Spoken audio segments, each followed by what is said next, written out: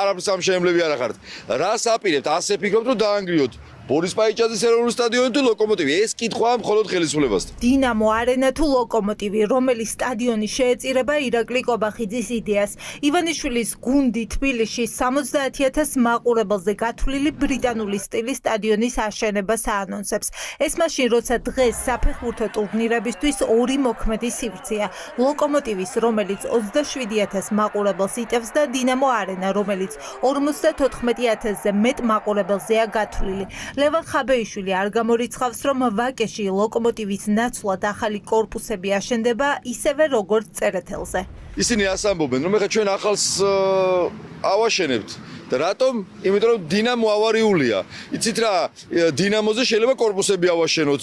წავართვათ კერძო მფლობელს, ამ მიმართულებით წავიდეთ, იმიტომ რომ მათ ეს განცხადებები გაუკეთებიათ, ხო? ამორტიზირებული არ ვარგა დინამო ბორის პაიჭაძის სახელობის ეროვნულ სტადიონი შეიძლება ქოჩორა კობახიძემ დაანგრიოს. ანუ ესეთი მიზნები შეიძლება ამოძრავებდეს და მეორე, არ გამოურიცხავ რომ მაგალითად ლოკომოტივს უმიზნებდნენ, იმიტომ რომ ვაკეში შეიძლება ბევრი კორპუსი ააშენონ. რატომ უნდა გაიღოს მილიარდამდე ლარის სახელმწიფო მშენებლობაში? რატომ უნდა იყოს ახალი სტადიონი სახელმწიფო ბალანსზე? მაშინ, როდესაც პაიჭაძის ეროვნული სტადიონი კერძო საკუთრებაა და სახელმწიფოს თავის ბალანსზე ექნება კიდევ ერთი სტადიონი, კორუფციის მკვლევარების შეფასებით კონკურენტული გარემო აღარ იარსებებს და ბორის პაიჭაძის ეროვნულ სტადიონზე მოთხოვნა შემცირდება. რაც შეეხება იმ დანარჩენ სტადიონებს, რომლებიც ჩვენ გვაქვს საქართველოში, მათთან შედის კონკურენციაში სახელმწიფო, ანუ ეს სტადიონები არის კერძო და შესაბამისად მაგალითად დინამო არენასთან შედის კონკურენციაში სახელმწიფო. შესაბამისად ამ სტადიონს შეექმნება ძალიან ბევრი პრობლემა, ხო, იმიტომ რომ თუ სახელმწიფო დაგეგმავს რამე ჩემპიონატს, ის ჩაატარებს მისივე აშენებულ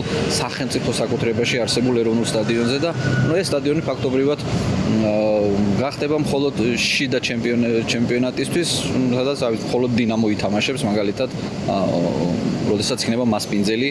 სავარაუდოდ ახალ სტადიონს ეროვნული სტადიონი დაერქმევა. ასეთი შთაბეჭდილება რჩება სატენდერო დოკუმენტებიდან. ოპოზიციისთვის ცხადია, რომ სავარაუდოდ კორუფციული ინტერესები იმალება ამ იდეის მიღმა, თანაც თვლია, რომ თბილისში ფინანსები ახლა მიმართული უნდა იყოს ავარიული სახლების ჩანაცვლებაზე, რადგან დღეარგავა, რომ მოქალაქეები არჩიოდნენ სახლების ჩამონგრევაზე. იმ ვითარებაში, სადაც 10,000 ავარიული სახლია და ადამიანები ცხოვრობენ ყოველდღიურად სასიკვდილო საფრთხის ქვეშ, ამ დროს მილიარდი ლარი გადაიხადო ახალ სტადიონში, იმის ნაცვლად რომ ძველის რეაბილიტაცია გააკეთო, არის წარმოუდგენელი დანაშაული თბილისელების წინააღმდეგ. ამის უკან დიდი შანსია, რომ დგას კორუფციული ინტერესები, რომ შეძლონ ახალი ფინანსების მოპარვა.